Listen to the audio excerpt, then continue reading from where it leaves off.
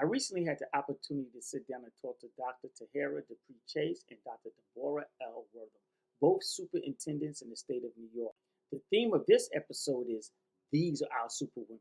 So in the name of Superwomen, you see me with my Howard University hat, my Washington, D.C. sweater, giving a special shout out to Kamala Harris, who made history, Stacy Abrams, and the host of Black women who are making things happen every day in our community. Enjoy the show. Welcome to the Classroom Hip Hop 101 with yours truly, Dr. Blizzy. Before we get started, please click the notification button and don't forget to subscribe to this channel. Teaching reading uniquely. To reverse underperformance, True School is here. Now let's be clear. Our impact will be enormous. To the teachers across this nation, in eager anticipation, a sound from the streets that's so unique, it'll transform education. True, yeah. Yeah, like true, yeah. Prepare yourself for more than just a hip-hop trend. Here to criticize and analyze through hip-hop lens. Prisons claiming our sons, use our daughters for fun. Pen is stronger than sports, so these books are stronger than guns. Breaking the pipeline, making they light shine. No more believing in all of these white lies. Dr. Shango Blake speaks, better tune to the station. This podcast will outlast all of your tribulations. This principle got principles, that's why y'all hating. Dr. Blizzy's vibrations felt across the nation. Recruiting the youth, only teaching the truth. Cause the future is bright and our kids are the proof. So if you wanna be you, then march to these drums. Welcome to the classroom, Hip Hop 101. Dr. Blake speaks, the lesson is begun. Welcome to the classroom, Hip Hop 101.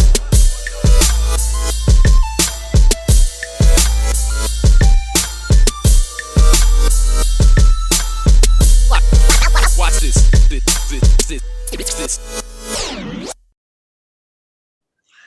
Welcome back to the Classroom Hip Hop 101 with your host, Dr. Blizzy. I'm here with super producer Half Pint Cassandra Jackson.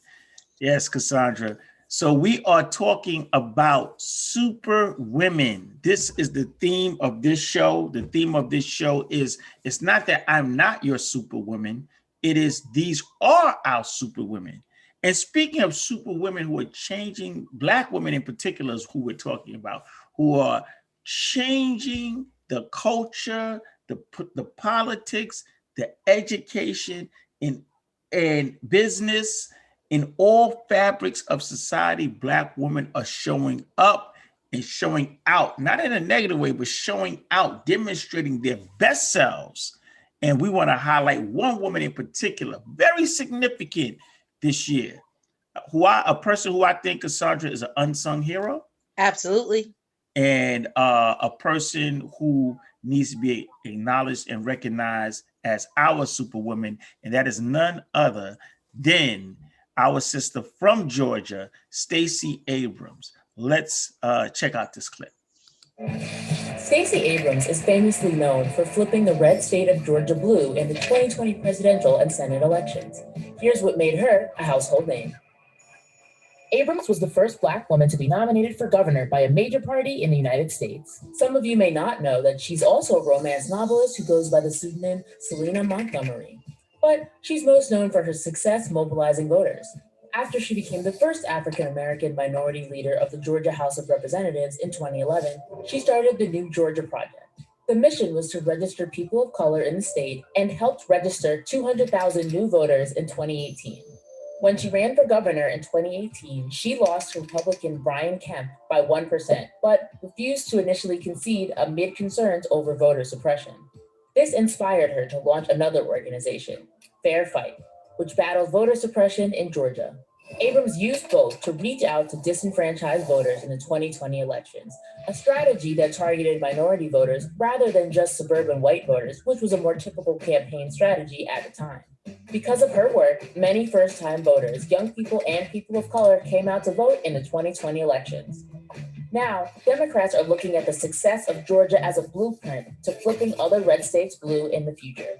In 2021, she was nominated for a Nobel Peace Prize for her work in voting rights. Hey. Wow.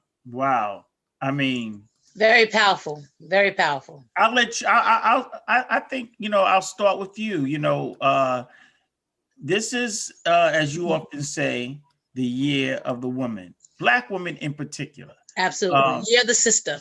The year of the sister, our sisters. That's right.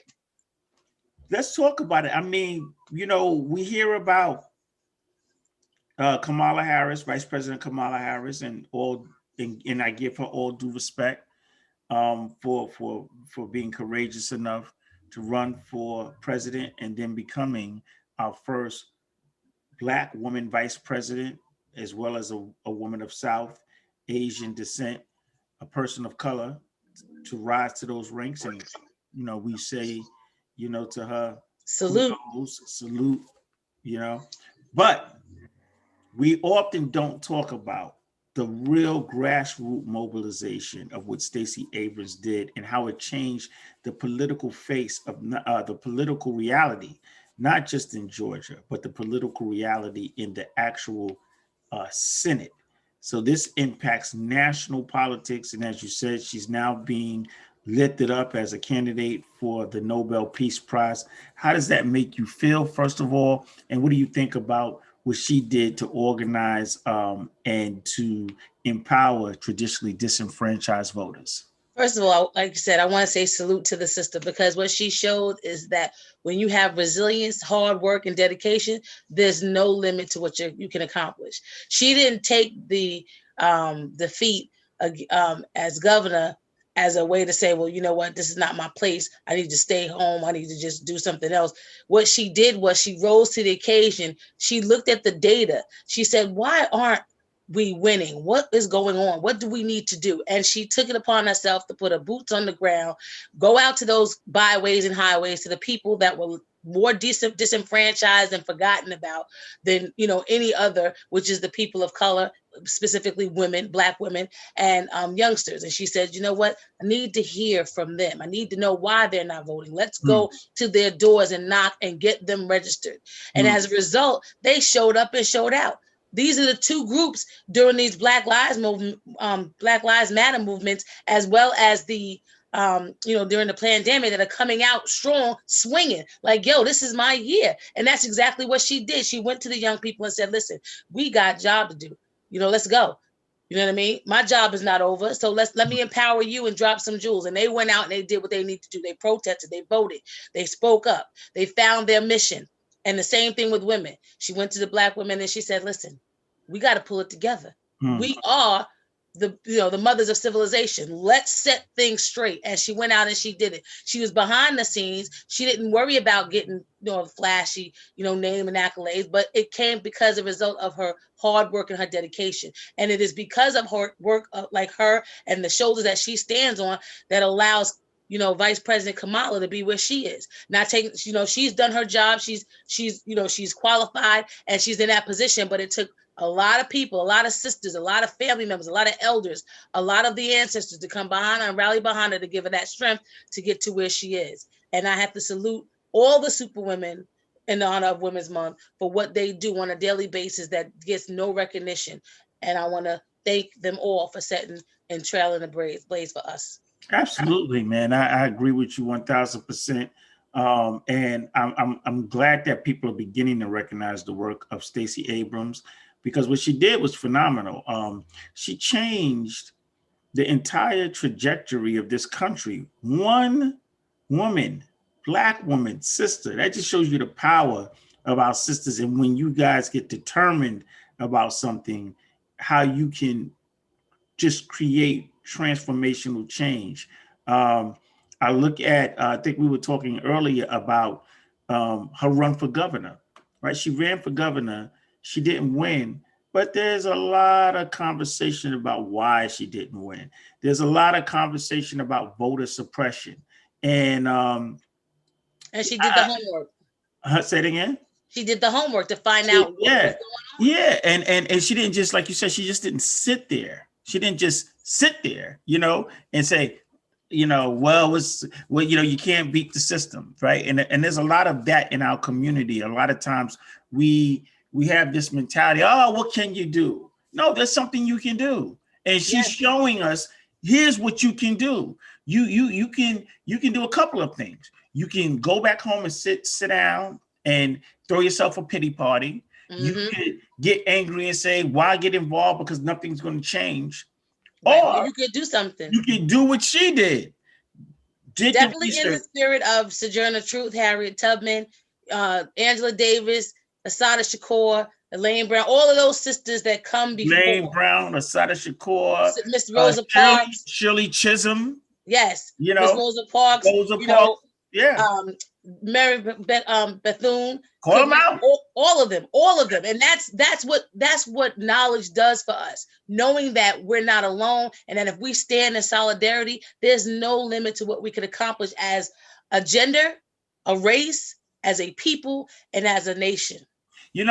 So I just wanted to you were telling me earlier that they would, like, this whole voter suppression piece, that they would actually have developed legislation, a law that is just inhumane around trying to suppress young people and Black people from voting. Could you share that with the audience? It's an article in Food and Wine magazine online that talks about how there's a legislation out there that will allow that will make it illegal to give water or snacks to anyone standing online for voting. And we already know that when we go to our communities, the voting machines, there may be out of 10 machines, maybe 3 will work, which when you're online and you want to express your voice, is one of the voter suppression movements that they use as far as a tactic where you're online for hours. So you're missing work and you know that you have to get to work because you only get paid if you come in for work. And that's what, if you're waiting online and you're hungry and you're thirsty, or your kids are running around and getting restless. These are tactics that they're using that kind of reminisce back in the days of the grandfather clause, the poll tax, the reading and literacy test that had to be taken, or just as simple as the KKK waiting outside of the polling centers for you to walk home or to get there. You know what I mean? I'm sorry, you said the Proud Boys? Huh? To the Proud Boys? Well, the Proud Boys, KKK, call them what you want. I mean, they're all the same thing. They changed the name, but the actions didn't change. I'm confused because it's so gray. They seem to all be blurring together these days. They just evolve. These are the children of the KKK, because nobody wants to use that term anymore, even though we know they're domestic terrorists. So now we come to Proud Boys because that elicits a little bit more pride in the country, taking away from the terroristic acts that they're out there performing. You know what I mean? So that's really the play on words they use when they're describing what they do, as opposed to when we stand in solidarity to change the status quo because of the inhumane and heinous acts that are pressed upon us. Well, I want to thank you, super producer Cassandra Jackson, aka Half Pint, for being not just a super producer, but a super woman. Thank you for your work that you do. Thank you for the support that you do in the way of all the things that you're involved in, whether it's educating our children, working on national movements, pushing the envelope in terms of hip hop culture, supporting the Classroom Hip Hop 101, getting involved in Black Influencers United. You are always at the front line of our struggle, and we thank you because you are, in fact, one of our very own superwomen. And I also want to say that as we go to commercial break, I'm so excited today that we will be talking to 2 superwomen who are superintendents, who are executive leaders of school systems, and that's Dr. Wortham and Dr. Chase. So we will be talking to them after this commercial break. Hi, I'm Dr. Blake, CEO of True SK Consultants. True SK Consultants, the True stands for Teaching, Reading Uniquely to Reverse Underperformance, and the SK stands for School. So we're not old school, we're not new school, but we're true school. We are an innovative company focused on whole school reform. And today I'd like to introduce you to my corporate partners who focus on parent and student engagement. Hi, I'm Savannah Banana. I'm an entrepreneur. I am 8 years old. I am a fashion designer and I am in 2nd grade. The company I own is Savannah Banana Clothing. I am partnered up with True SK Consultants to show kids how cool it is to be a business owner. Hi, I'm Brazil Dow and I'm an entrepreneur. Hi, I'm Princey Dow and I'm an entrepreneur. We are the Dow twins. We are 8 years old in the 2nd grade. We act, we model, we have a store online, we write children's books, and we co-develop a learning app that helps kids with spelling words and sight words. But what we are most known for is our kid-friendly brand of water called Water to Kids that we created to get kids healthy with hydration. We partnered with True SK Consultants to teach kids the importance of healthy habits and how to become entrepreneurs. Now I'd like to introduce you to the parents of my partners. Hi, I'm Melina Dow. I'm the mommy of the Dow twins. Myself and my young entrepreneurs have partnered with True SK Consultants and Dr. Blake to share all of the information that we have learned on our journey. We want to help parents and their children learn new methods of teaching kids healthy habits and entrepreneurship. Hello everyone, my name is Sandra Jordanay and I'm the mother of Chloe D. She is the CEO of Blizzy Speaks, and we're both partners of True SK Consultants. This venture is very important to me because Chloe, when she started reading, she wasn't interested in reading or writing, and I found a way to have her improve her reading and writing skills through blogging. And through the blogging, we created the company Blizzy Speaks. And I think that the model that I use to help Chloe become a better writer, a better reader, and a better interviewer was through the blogging aspect. And so I'm happy to be with True SK Consultants to help teach parents how to get their children involved in improving whatever skills they need to improve along with entrepreneurship. Hi, my name is Jessica Smith. I'm the proud mother of Savannah Banana. I have partnered with True SK Consultants to show parents how cool it would be to teach their children how to own and operate their very own business. My intentions are to show parents the step-by-step process on how to begin a business for their child.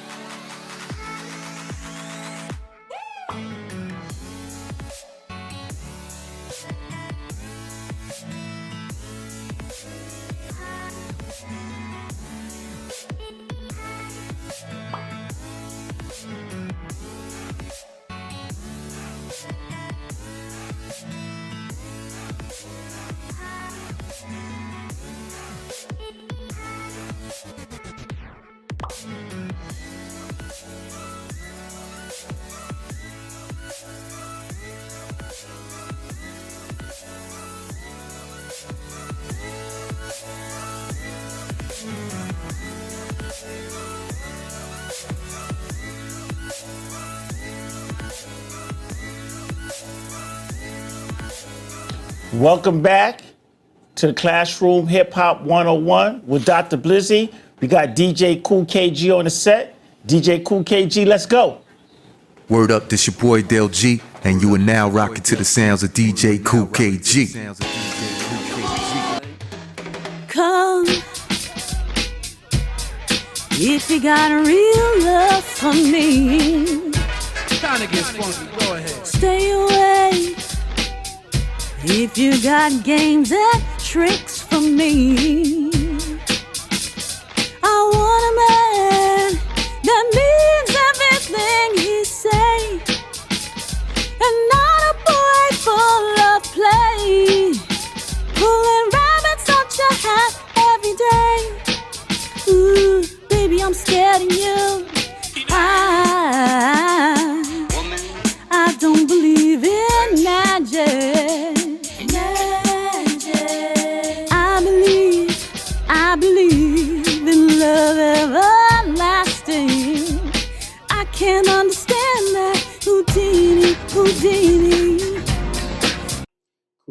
again on the 1 and 2s. But now let's get to the business at hand. We have two very dynamic superintendents that I had the opportunity to interview. Dr.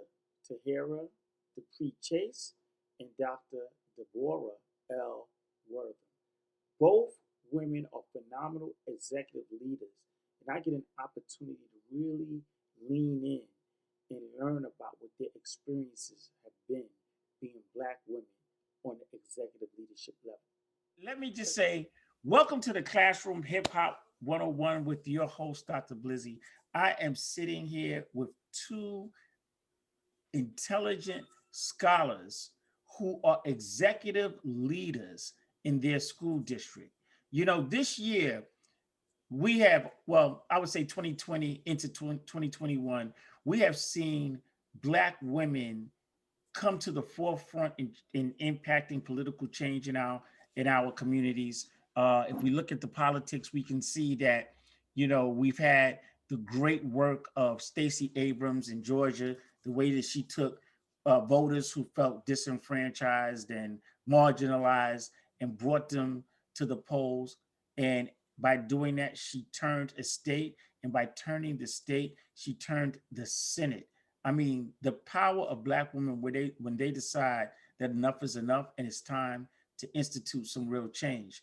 Then we can look at the meteoric rise of Vice President Kamala Harris, breaking another glass ceiling, the first Black woman, the first woman of color, South Asian descent, to move to the ranks of vice president. And let me just say this, not just the first woman of color, not just the first Black woman, the first woman, period, to be the vice president of the United States. And, you know, I have to say this, her rise has brought attention to the Divine Nine in general, a sorority rooted in Black culture and Black history, but also in a particular sorority. They wear the chucks, they wear the pearls, the AKAs. And if you notice the subtle, I don't know if it's coincidental or if it's just by design, but the two guests that I have here today, coincidentally, are representing pearls. So that means they must be from that traditional sorority, the first sorority for women of color in this country, and that's Alpha Kappa Alpha Incorporated. I'm so happy to have you here. I want to just start off with just reading a little bit of information. I was reading your bios, and your work is so extensive. I mean, it just your accomplishments and the things that you do go on and on and on. So I just want to get some flashpoints and just get right into the conversation so that our audience knows who you are. So we have here Dr. Deborah L. Wortham. She is an educator, professor, editor, nationally recognized lecturer on the lecture circuit, a native of Chicago, Illinois. Dr. Wortham is prepared spiritually. If you notice what I said, leading with spiritually and educationally. She was the first locally elected superintendent of Roosevelt Union Free School District in 11 years. During her tenure, the district moved from being in state takeover to good standing. That is amazing, Dr. Wortham. I started my career as an administrator in Roosevelt Union School District. I remember when the state first came in to take over Roosevelt. So to move that particular school district to a district in good standing is miraculous. And those of you out there in Roosevelt, Long Island, some of you old soldiers, you know the story. So that was no easy feat. She is also the former superintendent of school district in the city of York in York, Pennsylvania, Stilton High Spire School District in Stilton, Pennsylvania.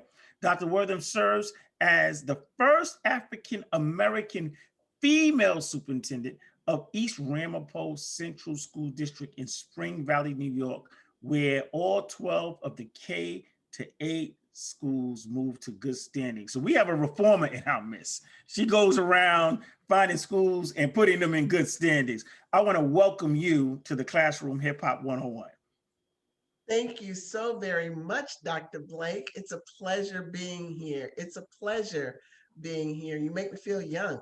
Classroom Hip Hop. Listen, you are young, and it's an honor to have you. Now, this other phenomenal woman, phenomenal, I have to say, my sister, I've known her. We have grown up together in all the way back to, I won't say when, but in the Yonkers, New York. She's going on to lead at the highest level. She's held positions at every stage of the game. And her name is Dr. Tahira Dupree Chase. She holds a Bachelor's of Science in Communication Arts from Norfolk State University. I won't hold that against her because I went to Hampton. That's an HBCU rivalry joke. In English education and master's education with a specialization in school administration and supervision from the City University of New York. It's interesting that I never knew that you had a Bachelor's of Science in Communications, because she gets all kinds of communication awards for the work that she does as a superintendent to really show transparency and engage the community in terms of what's happening in her school. I always found that to be very impressive. Dr. Chase earned a doctorate degree in executive leadership at St. John's Fisher College, also my alum, and was my mentor when I was there. Her award-winning dissertation focused on instructional leadership styles that proved successful for struggling adolescent readers. Dr. Chase was selected to participate in the Women in Education and Leadership Institute at Harvard University and is currently enrolled in the Diversity and Inclusion Certification Program at Cornell University. Dr. Chase leads Greenburgh Central School District in Hartsdale, New York, as Superintendent of Schools. Since arriving to Greenburgh Central School District in 2012 as Assistant Superintendent of Curriculum and Instruction, Dr. Chase has launched several initiatives in an effort to enhance curriculum delivery, supervision of such delivery, and provide opportunities for all students in preparation for the 21st century employment and all college pursuit. I want to thank both of you for joining me today. Welcome. Thank you. Thank you for that fabulous introduction. And it is an honor to share this stage with someone I look up to, Dr. Wortham. So you put two of us together by chance. It was divine. It was brought us up together divinely. So I really appreciate your. Yeah, I mean, right before the show, we're talking in the background. Dr. Wortham jumps on, and I see you guys chat. I said, "Oh my God, we have homecoming, family reunion, all at once," and it's beautiful. And I'm sure, just like the AKAs is a sisterhood, I'm sure that there is a sorority when it comes to Black women in executive leadership positions within school systems. And I kind of wanted to frame this conversation, it's less of an interview and more of a conversation around what I started with. So here we are in 2021. We have Kamala Harris, she's the Vice President of the United States. We have the work of Stacy Abrams and others. We just see the power, Black women power is just like shining, long overdue, but it's here. But at the same time, we still have real issues of racial injustice. We still have issues of, equity that have to be addressed. We had Breonna Taylor, and that not, I want to say unfortunate, that tragedy that happened to her.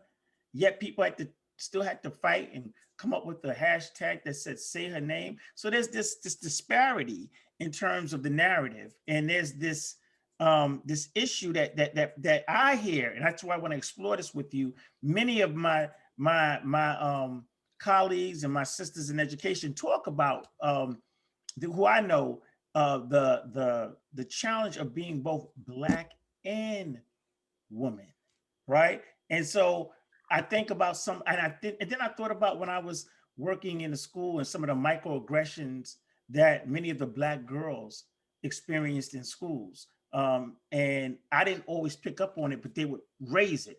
One of the things they would talk about is the body shaming. Another was the demonizing of their hair.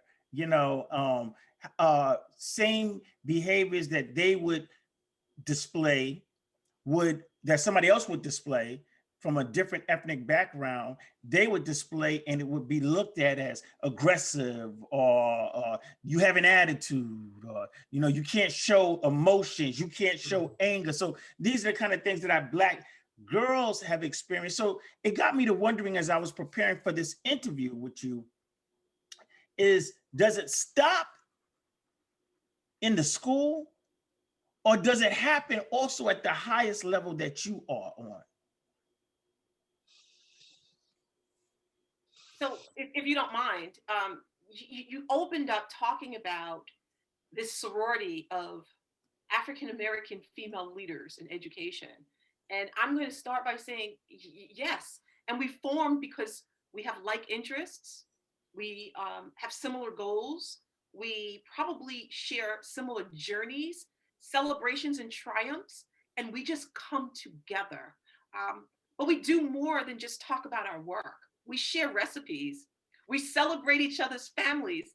We have a group chat where we will share, a celebration that's involving our family, and we celebrate and continue to uplift each other.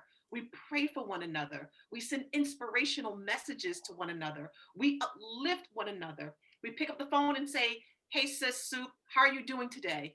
Or someone will call and say, you know what, here's a challenge that I have in my district. How will you resolve it? And you are absolutely right. We are a group of women who have come together, who celebrate and share each other celebrations, and share and help one another and support one another. And I have to tell you that the 7 years that I've been a superintendent, these ladies have gotten me through. I've shared with them. We've talked. And when you talk and share and you're transparent in your journey, you find that, wait a minute, we have a similar journey. We have similar experiences, just in different locations. And so it's important that we have that, and that we share, a camaraderie in this manner. I think it's what gets us through. Wow.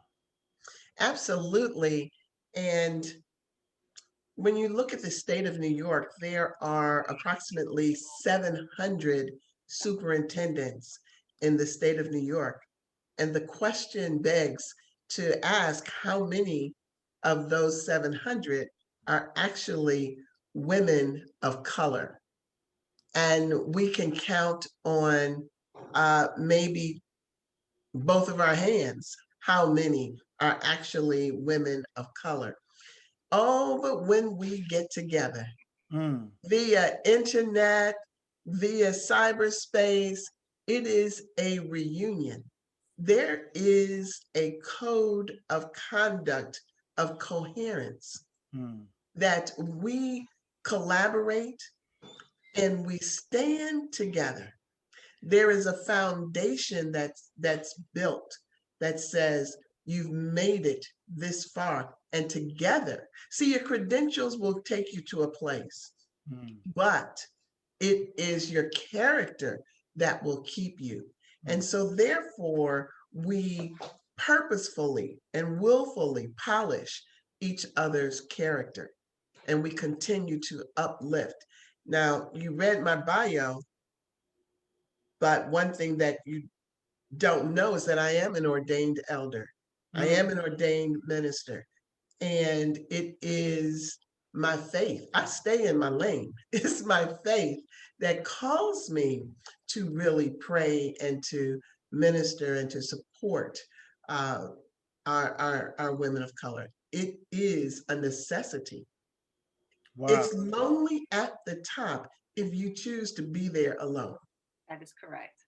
I love that. It's so, I'm glad that you brought up that fact that you can count on your hand, because I actually tried to look it up.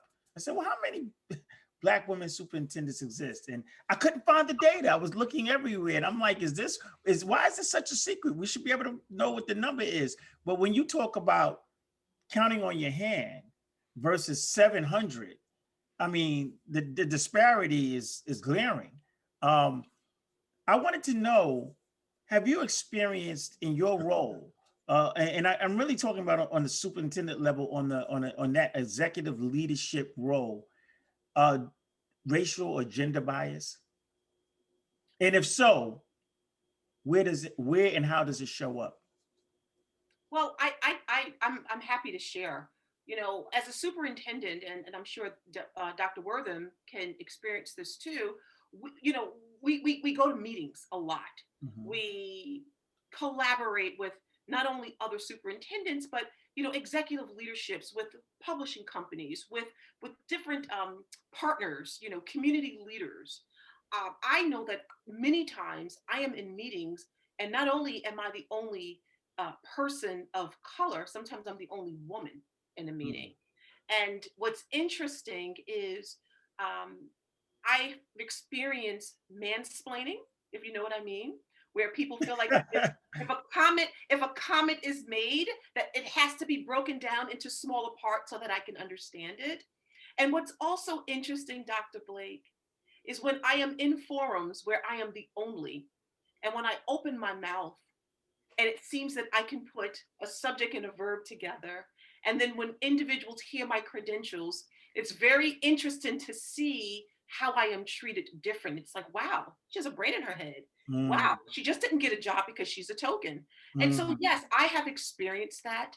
I have experienced individuals, and not necessarily in the district where I serve, but just as a leader, period, where individuals would make comments about being a woman of color in the position that I'm in, and how it could limit my ability to be successful as a superintendent.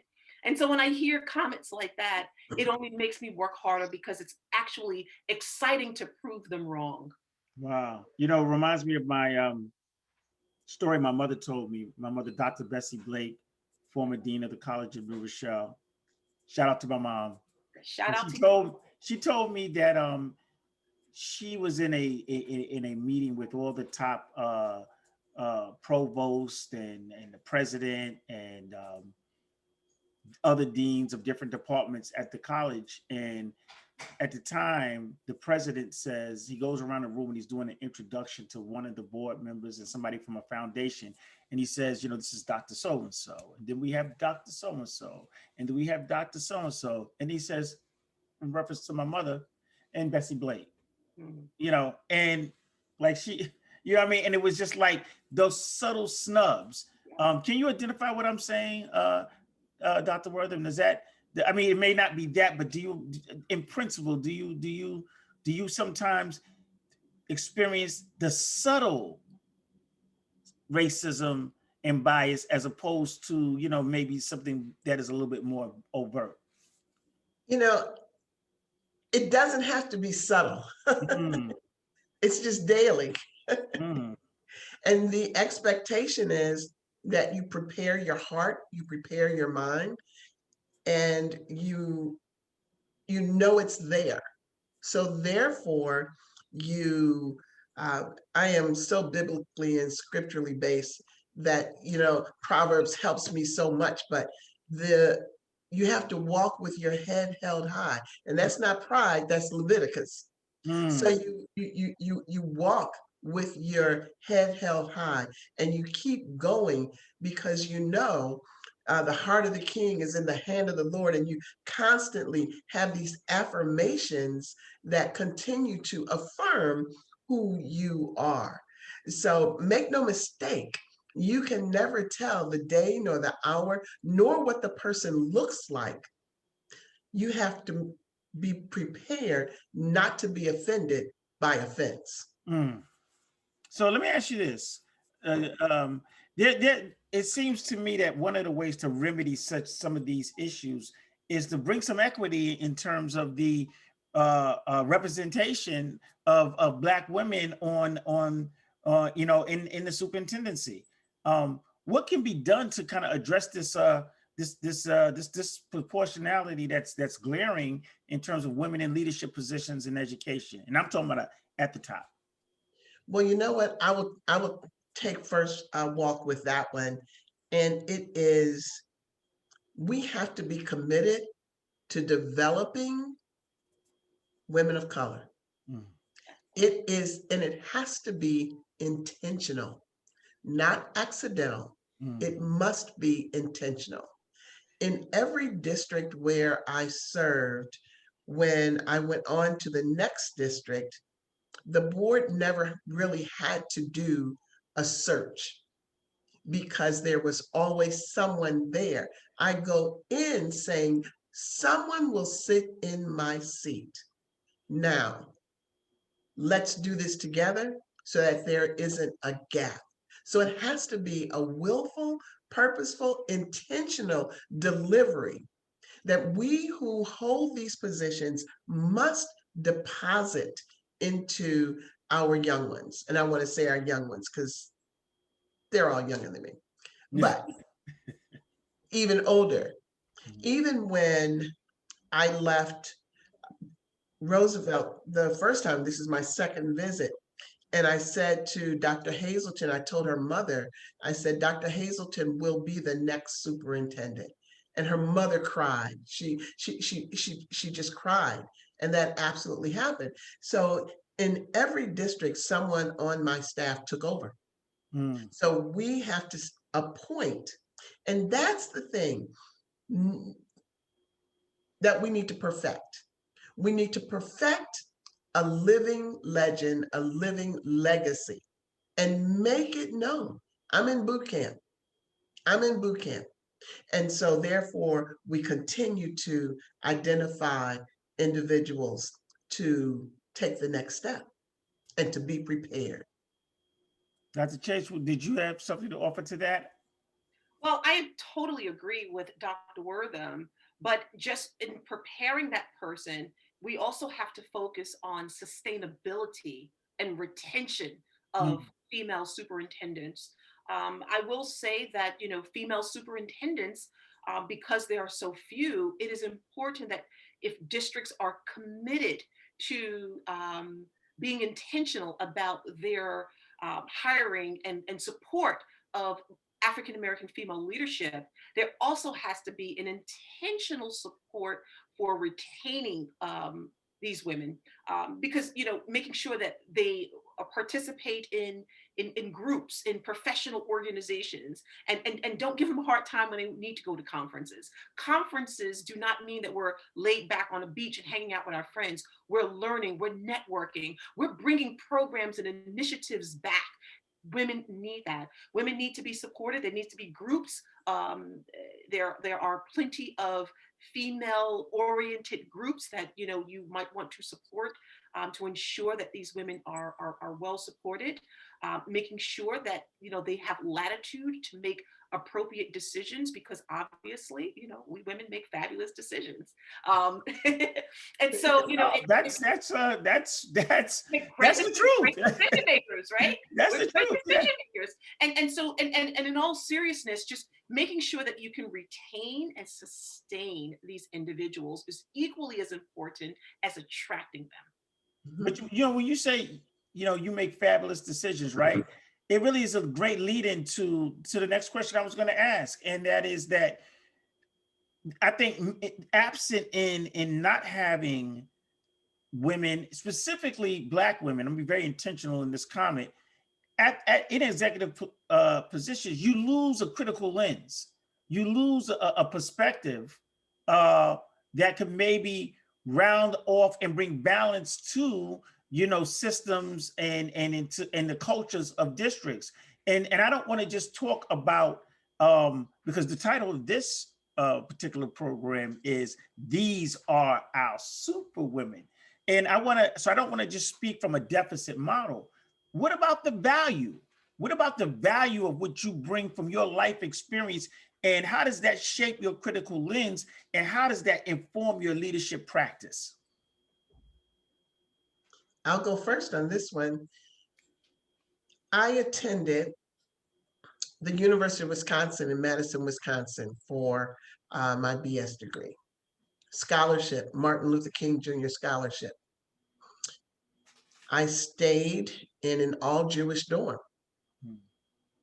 There were 2 African-American ladies, and we weren't roommates. So the goal was for us to culture swap, if you will, to learn the culture. I learned to eat lox and bagels on Saturday, you know, and so fast forward, being the superintendent of East Ramapo, I knew the culture. So you bring your experiences. And this is what I say, what makes a superwoman is to know your skill set. And when you serve as a superintendent, you bring your skill set to the right place. And that's what makes you the superwoman. That's one of the components, and that you bring your expertise, you bring your background, you bring your experiences to that location for that period of time. And I agree with you wholeheartedly. And I was just going to say to Dr. Chase, I've been to your school district, and I've seen how you lead. You know, very collaborative, interesting. We were talking and we were chatting up about MBK, and I haven't seen many men that champion MBK like you do as a woman. When I went to your school, I saw the young men, you know, that you brought out and you championed them and their progress. I just think that there's we in the Black community often are more of a matriarch type of community, you know, where we know it's our moms, it's our grandmoms, it's the women in our lives that we take even our social cues from, right? Like I remember going to school and we had a teacher and she was like 3 feet tall, Black woman. She was, I'm exaggerating, but really short. But we were cutting up, she would give us a cue, you know, that we knew from our culture. It was that look, you know, what are you doing? And you were like, oh, let me stop. You know, I just think that those perspectives, those experiences, that cultural connection is very beneficial to our children. And you're absolutely right. Let's take our history into consideration. The women in our families were the caregivers. It is an innate ability. It is in our DNA to be natural caregivers. I mean, if you think about our enslaved ancestors who cared for not only their own children, but cared for the plantation owners' children, took care of the entire family, took care of the plantation. We are natural caretakers. And that DNA, that quality, that has been passed down from generation to generation to generation. And it's no disrespect to the men in our family at all. You know, we honor our kings, don't get me wrong. But as women, we are strong caretakers, and you're absolutely right. I champion MBK. I love what this program has done for our young men, and what it continues to do is instill a sense of self-esteem, moving them toward the appropriate adulthood that we want them to move into, right? Giving them that opportunity to be successful, and believing in their ability to be successful. And from that, we created MSK. Because we realized our girls need it too. Our girls need the guidance. So my sister's keeper may be unfunded, but we found a way to make it happen because we recognize that we are also building leadership in our females. You know, the girls that are entrusted in our care, Dr. Wortham and myself, are going to be the leaders and the mothers and the caregivers for tomorrow. And so we want to be able to guide them while they're in school. So yes, we both take pride in our MBK programs, our MSK programs. When our children see us walk through the halls, because Dr. Wortham is very similar to myself, we're in those classrooms, we're high-fiving kids, we're engaged with our kids. Our kids see us as the mothers of the district.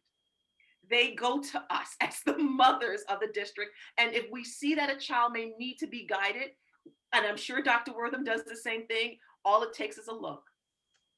All it takes is a look. I know that look. You don't have to say a word. The look is, and you're right, Dr. Blake, there is a code, right?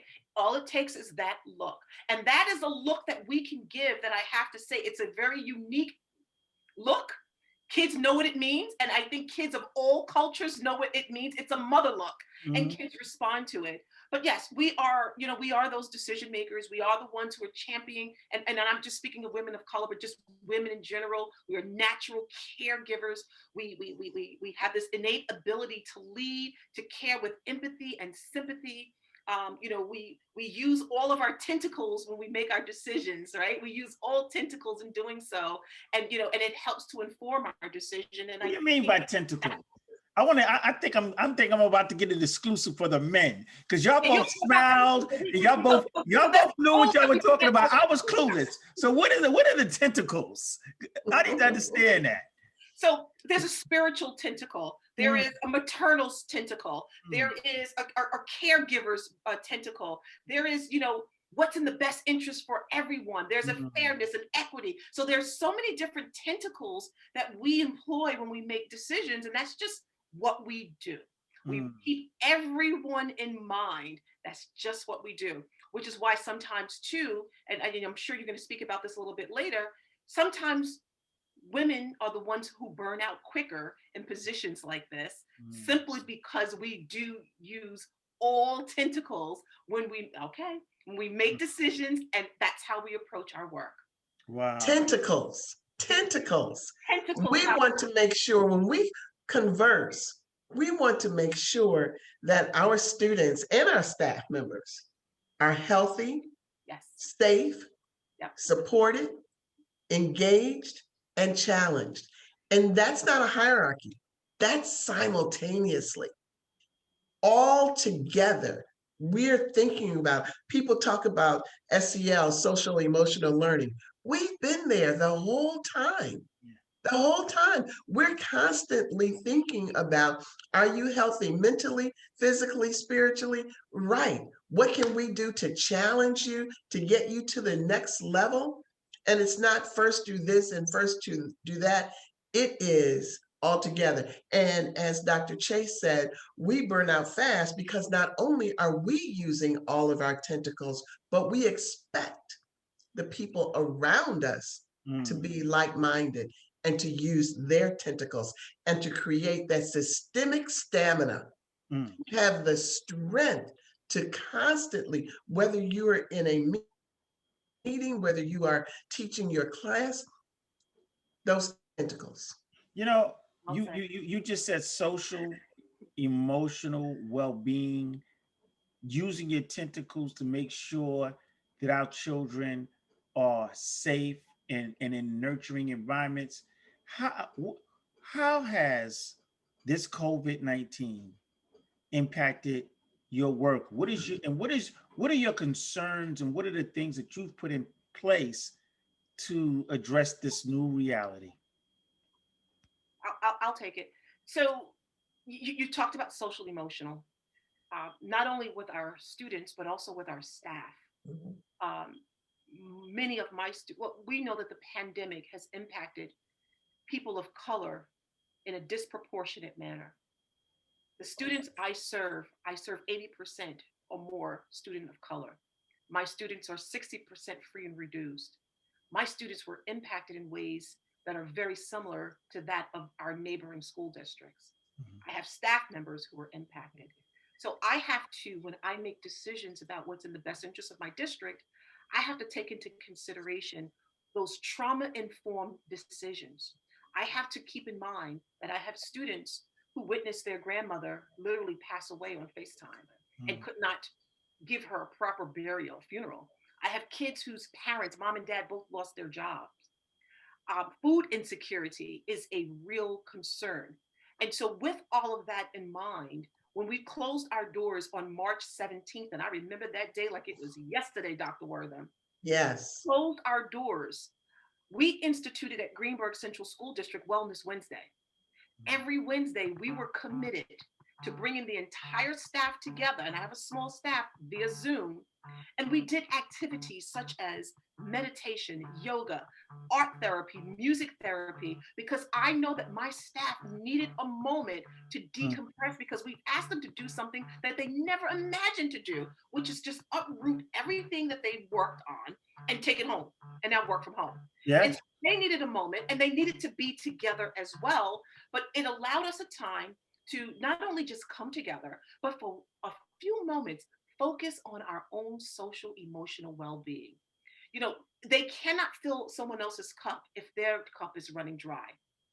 We did the same thing for students. We put systems in place to provide social emotional support for our students. We developed a Greenberg Cares Committee where we went out into the community and we identified students, families who are in need, and we provided for them. We all came together to do that. In this current school year, we use Fridays as our Feel Good Friday, where I bring the staff together and I join them.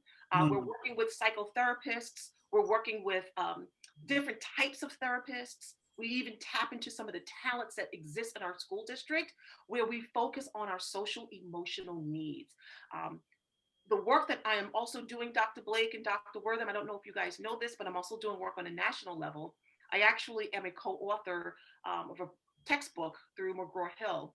And the textbook that is published for 2020 had a focus on social emotional support. That was my contribution to the textbook. And we ensured that every every unit within this particular social studies textbook had a social emotional component, because social emotional support cannot be taught or done in isolation. It has to be integrated and infused into the daily lesson. And we found a way in which we did this. And we did this through the work of researchers with McGraw-Hill. And right now, I'm on a team that's working with the Chicago Public Schools. You see how Deborah Wortham and I are full circle, right? That's right. That's right. I'm working with the Chicago Public Schools as we speak right now in developing a program that has a strong social emotional component that focuses on equity and making sure that there's representation in the social studies textbook for the students. And it's just so important that we focus on those social emotional needs. Now, I will say, post-pandemic, this work still has to happen. Right. And it's really unfortunate that it took the pandemic to realize that we've got to include social emotional support in our daily lesson. And it has to happen as part of the discourse in the classroom. You know, it's just really unfortunate that it took it, but I'm happy that now there's a focus on social emotional support. And I'm hoping that all school districts will sustain social emotional support, not just for the students, but for the staff and also for the families. And Dr. Worth, I know you're going to go in on this question, but you know I am. Can you add to this? Can you add to your response? What do you? Because you had said burnout, right? Because you're using so I think Dr. Chase said it, but we talked about using all the tentacles and burning out. So as you're addressing the care and the need of your teachers and your faculty and your leadership team and your students, what are you doing for you in that process? I'm going to get to what I'm doing for me, because what I was doing for me at the beginning of this pandemic, I was doing something for me. I waited for so long, all year. Our sorority has our annual conference. And on March 6th of 2020, I was in Connecticut, 8:00 at night. It was the beginning of our North Atlantic Regional Conference.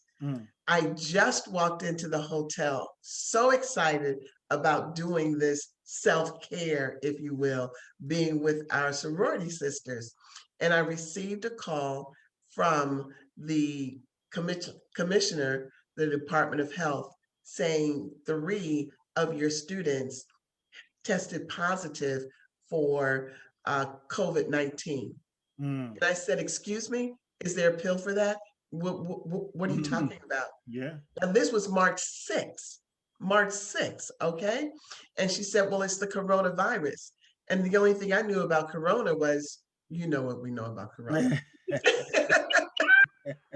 And so I immediately went to my hotel room where I stayed the entire weekend, learning about this coronavirus, the impact, shutting down, and then saying, well, it impacts 3 of the 14 schools. And they said only close 3 and the other schools remain open. So you're talking about social emotional learning, you're talking about the mental capacity, you're talking about keeping people whole, and they're tattered. What is this? So as the superintendent, how do I keep this community whole? How do I keep the students? Well, the students were in this school and the students were in that school. So at that point, we go back to the decisions, Dr. Chase, that we make. Remember back in the day, talking about that mother look, when one person in the family got chicken pox, your mother, my mother, put us all in the tub. And you have the chicken pox, and you have the chicken pox, and you have the chicken pox. And then she lathered all of us with calamine lotion. That was in Chicago, right? So the same thing I said, I can not only close 3 schools, I have to close all 14 of the public schools. And that's what we did. We were the first district in the state of New York to close due to this pandemic. That's how we keep people healthy. It's what we do. But it goes back to that cult. It goes back to that. See, that's that lens I was talking about. You know, our cultural lens and our relying on like how you use the analogy of your mother and the calamine lotion and kind of applying that principle in a leadership decision. Like this is like, to me, it's not just about culturally sustaining education or culturally relevant sustaining education. It's also about culturally relevant sustaining leadership decisions. And I think that that's what you're talking about. And you put a sexy title to it, but that's it. Yeah, well, everything has a sexy title to it now, but we know at the core of it, it really is like, what do we bring to the table in terms of our lens and our perspective and how it really impacts real change. And if you don't have that lens at the table, then you're absolutely operating from a deficit. And I just wanted to ask you, you are what I would call a person who's a change agent, who you go into schools, you have had demonstrated success in Roosevelt. When we read your bio, you've gone from school district to school district, changing and taking schools that were considered unhealthy and putting them in good standings. I mean, first of all, can I give you a little? I mean, seriously, because we need to put that in the bottle, right? And we need to sell it. I want to know what is in that package. But with all jokes aside, what is the formula? When you go into a school district and you're looking at whatever the issues are, whether it is, the curriculum, if it's the pedagogy is not academically rigorous, or if it's a teaching thing where the teachers are not connecting with the students, whatever the issues are, because we know it's a plethora. Like, how do you unpack that, and how have you been able to do what you've been able to do? And you sound like everybody else. That's so amazing. Yeah. And my analogy, first response is always 80% of all schools are the same. It's the 20%. It's the 20% that makes the difference. And I have to say that this is district number 5 for me. And the conversations absolutely are the same. First, you have to listen. I always have people laughing because I don't travel with anyone. I don't travel with an entourage going from school to school, but you stand and you listen. And I can say in my last district, starting at the schools, and you have to live in the schools because the children That's when you get the pulse of the district.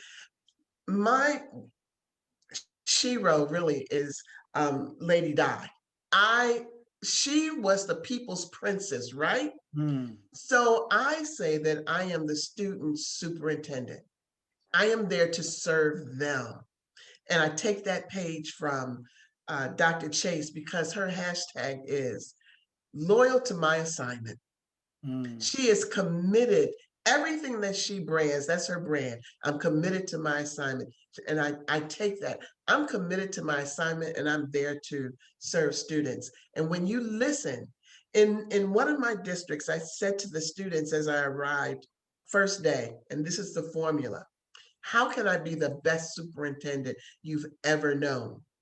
And one student said, are you going to be with us? Are we going to see you? Young people want people that they can see, that they can touch, that they can relate. Without a relationship, you can't even change your mind. I'm gonna meditate right there. Let's let that sit right there. I'm gonna let that sit right there. Dr. Chase, you're not an in the office superintendent. I mean, I see you take school bus rides and all kinds of things. You know, you're out there, you're active, and I think that you epitomize the term community superintendent, if there's such one. You know, you are out in the community. You're a community builder. How has that served you? Because you have had the same kind of success in Greenburgh in terms of reforming that school district. What does it take in terms of building these relationships to build trust around your vision? I appreciate you acknowledging that. You're right. First day of school, I'm on that school bus with those kids. I want to greet my kindergartners. It's their first experience in school, and it's exciting for me to do that. Every child in my community knows who Dr. Chase is. I'm in those classrooms. The kids know me. Hi, Dr. Chase! And it's just, they all know me. I love it. The community knows me because I use different modalities in which to reach them. They see me in their living room. I come on their television. I have a television show. I have a television studio. I use it. I send out video messages to my community. So they all know me. They all see me. I'm out there. I'm in the community. That's just what I do. Dr. Wortham talked about my hashtag obedient to my assignment. I believe that I was divinely placed there. That's why I use that hashtag. And no matter what the challenges are, you stay committed to what it is that you're supposed to do. I am a servant leader. I serve the community. And whether I make decisions that are popular or not unpopular, if maybe if people may not agree, at the end of the day, I am their superintendent. All of my messages begin with, this is your superintendent, Dr. Tahira Dupree Chase. And everyone knows that's my mantra. This is your superintendent. And the kids will say, that's our superintendent. That's my superintendent, not that's the superintendent. Just as a child would say, that's my mommy. And that's how my kids regard me, my superintendent. My parents and my community are the same way. I have a very healthy, strong relationship with my PTA, with my families in my community. And that means the world to me, because I always say to the families, you trust me with your child. And that trust is invaluable. I will not let you down. So, students don't care if you know the Pythagorean theorem or not. No, they don't, ma'am. They really don't. Nope. They care that you care. That's right. And they know, Dr. Wortham, when you care. Exactly. They know that they can detect hypocrisy and they can detect genuine care. Right. The teachers and staff, can they detect that as well? Yes, they can. I can tell you, talking about relationships with staff and with students and with community, on one district, I took 30,000 selfies with students. Wow. 30,000. not just one, but 30,000. And so the students came to look for getting close. Can we take a selfie? Of course. It talks about relationship, and it talks about getting the kids into the boardroom. I loved for the students to come into the boardroom and allow them to see what the pleather seats look like. You know, did I say pleather? I should say leather. I wanted to laugh, but I'm trying to keep that just means you are real as they come. I love it. But it's interesting because you're modeling for adults. Yeah. You know, how they should engage and be relationship oriented when it comes to students. Dr. Chase talked about they want to know how much you care, right? And I was looking at this article in this on this website called dismantlingracism.org, and it talks about the 5 components. And one of the things it talks about in terms of like implicit bias and systemic racism is these 5 principles, right? Power hoarding, valuing quantity over quality, defensiveness, a sense of urgency, and perfection. And this really gets into something that is becoming these 5 components. They usually show themselves in the dynamic of teacher unions, Black children, and educational reformers, right? The educational reformers coming in and is trying to be the transformational leader, right? Create change. The unions rise up and protect people that are about those 5 components. And this real power dynamic comes up. And then when you add race and gender to it, it can become toxic. So I always say that most educational leaders, whether they're school building leaders or district leaders, when we lead or when we given the opportunity for leadership positions, they usually give us districts that have these 5 components. They usually give us districts where, whether you like it or not, when you walk into the door, you're walking into the door as a change agent because of all the things that need to be changed. How do you navigate those power dynamics? How and the resistance of change? Because I've seen where it can become very slippery, where it goes from not just lack of understanding, but when the person is effective in bringing about change, they begin to attack the leader's character. How do you navigate that and still find a way to push forward your agenda? You know, I say all the time that the superintendent is really related to real estate agent, because it is up to us to market our district. And that's revenue, that's income, that's capital. And when the search firm interviews you and they tell you what the district needs, it's just like real estate. The realtor is going to tell you what this house is worth. They're going to tell you about the neighborhood, but then you have to have someone to come in to audit that property, someone to come in to assess that property. And it's the same thing with superintendents and school reform and change. You have to assess the property. You have to assess the data. You have to assess the culture. And the piece that will take you under is the sense of urgency, that lackadaisical attitude. You know, we've been this way for many years, and here you come. Who are you? Yes, right. You're gonna make change? The 3 people that came before you, they said the same thing you're saying right now. Exactly. And so I can only give you just classic examples that something that you said, they give you the districts that need change. No, no, no, no, no, no, no. We take and we seek and we cultivate the districts. I know that I am an educational evangelist. Know it.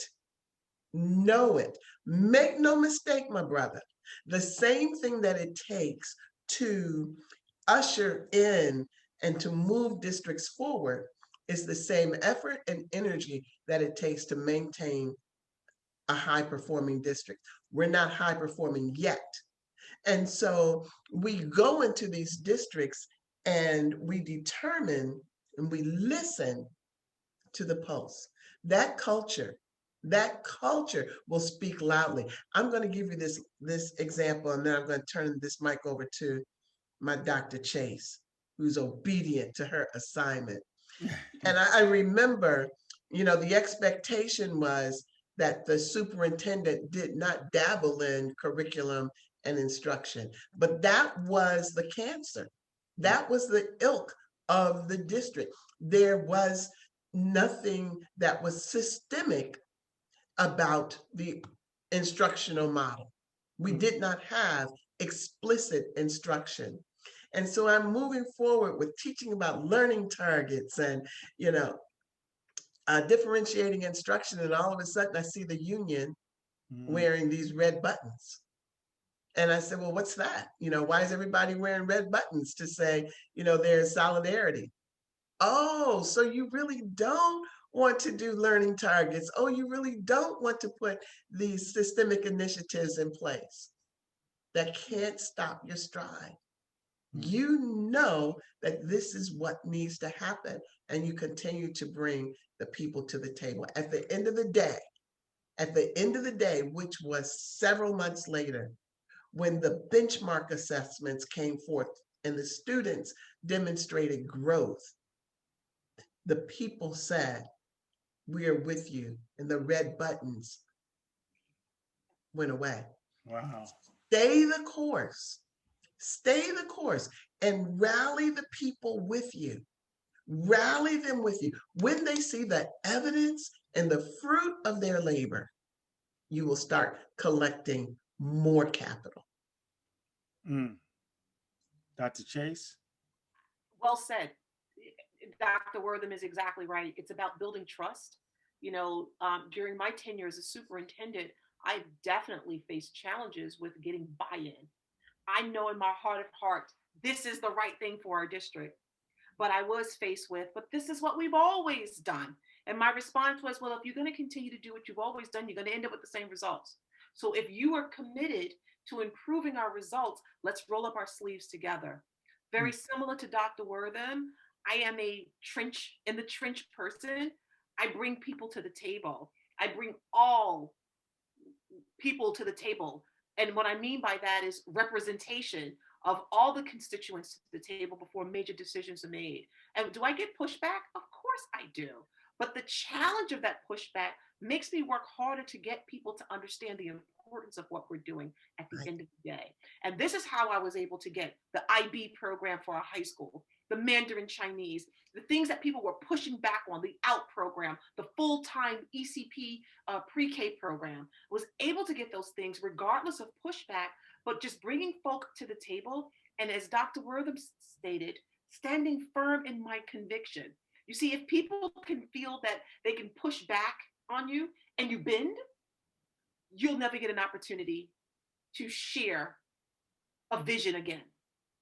But when you share that vision, and even though people are throwing stones at you, throwing rocks, telling you it's an elitist idea, it'll never happen, not those kids can't do it, and blah, blah, blah. But when your expectation remains high and you keep fighting the good fight, you'll slowly see a couple more people are standing shoulder to shoulder, and then a few more, and then a few more, and then a few more. And then what happens is the naysayers are standing by themselves. They have no other choice but to join in because they don't want to stand by themselves. And then you get your buy-in.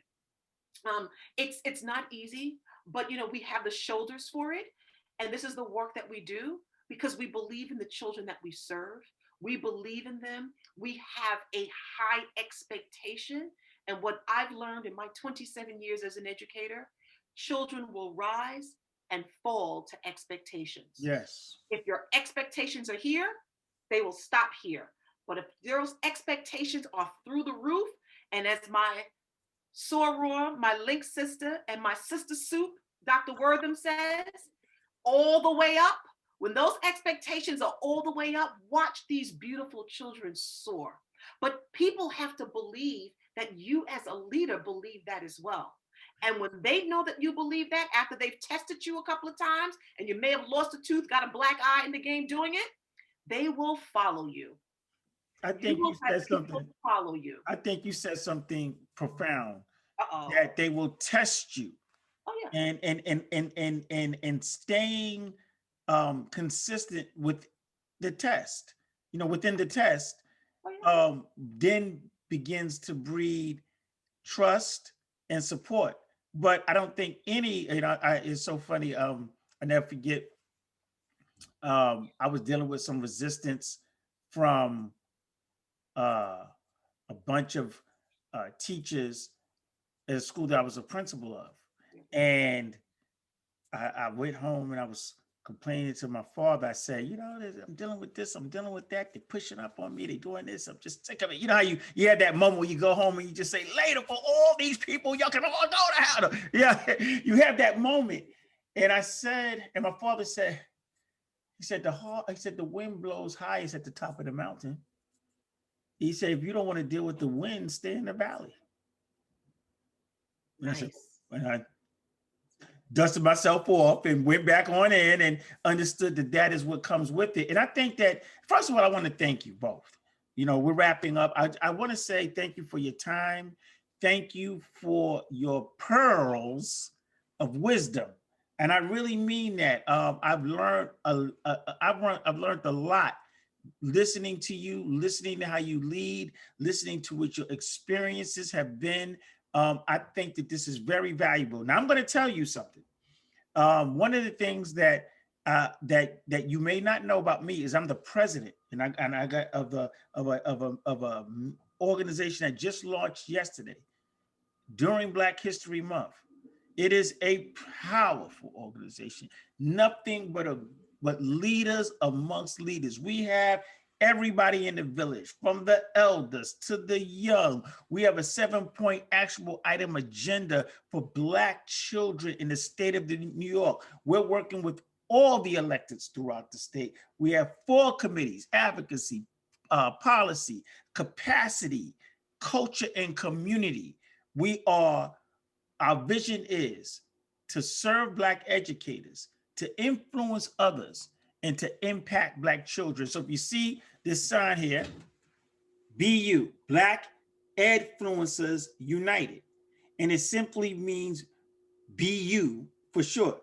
Be your authentic Black self. And we have created an authentic Black space for our Black educators. I will be showing this to our membership because in our group, we have some dynamic, young, middle-aged, I won't say old because I get beat up. Seasoned Black educators, male and female, who can all benefit from what you told us today.